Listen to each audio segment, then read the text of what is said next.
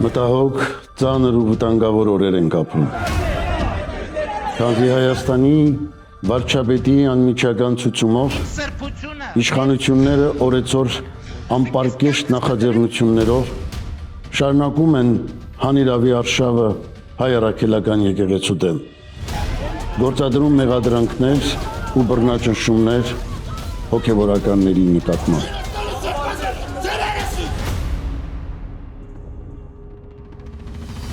Միթե հայոց հայրապետին հրաժարական պարտադրելը հանցավոր ու դատապարտելի չէ։ Քրեական հետապնդում հարուցելը սահմանադրական կարգի եւ մարդու իրավունքների կոպտագույն խախտում չէ։ Միթե շինծու կեղծ մեղադրանքների հիման վրա հոգևորականներին ու եկեղեցուն աջակցող ազգային բարերարին ու հայրենասեր հայորդիներին ձերբակալելը անօրինություն չէ։ Միթե Արցախի հայաթափումը,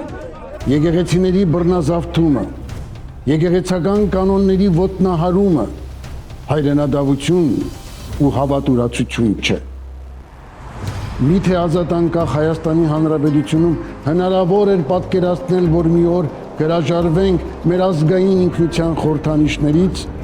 ցեղասպանության պահանջատիրությունից։ Մենք խստագույնս դատապարտում ենք հայ ինքնության դեմ ազգակործանայս գործողությունները։ Դրանք հակաօրինական, հակաեկեղեցական, քաղաքական ուժի դրսևորումներ են եւ ունեն հատուկ նպատակ։ Ոտնակող անել Հայաստանի Հանրապետության սահմանադրությամբ ամրագրված հայ եկեղեցու ինքնավարության իրավունքը եւ խաթարել նրա բնականոն գործունեությունը, պառակտել ու մոլորեցնել հայ հասարակությանը, նսեմացնել ազգային արժանապատվությունը, ոտնահարել աշխարհասփյուր միլիոնավոր հայորդիների կրոնական զգացումները, կործանել դարավոր այն կառույցը, որ եղել եւ մնում է հայոց պետականության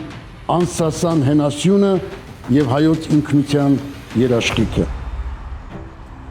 Մեր կոչն ու հորդորը ձեզ, քանզի հասել է այն ժամը, երբ եկեղեցու շուրջ համախմբված, որպես ճշմարիտ քրիստոնյաներ, պիտի ցույց տանք մեր ազգային հավաքական կամքն ու ոգին, հավատքի աղթական ուժը, մեր աներեր հավատարմությունն ու սերը Սուրբ Էջմիածնին, հանուն ուժեղ Հայաստանի, հանուն հոգևոր հզոր հայրենիքի, հանուն հայոց պետականության անսասանության։ Վստահ եմ, Տիրոջ օգնականությամբ առավել զորացած կհաղթահարենք այս փորձությունները։ Եվ թող ալեկոծյալ այս աշխարհում եւ մեր հայրենիքում ճշմարտությունը եւ ողորմությունը հանդիպեն, արդարությունն ու խաղաղությունը համբուրվեն։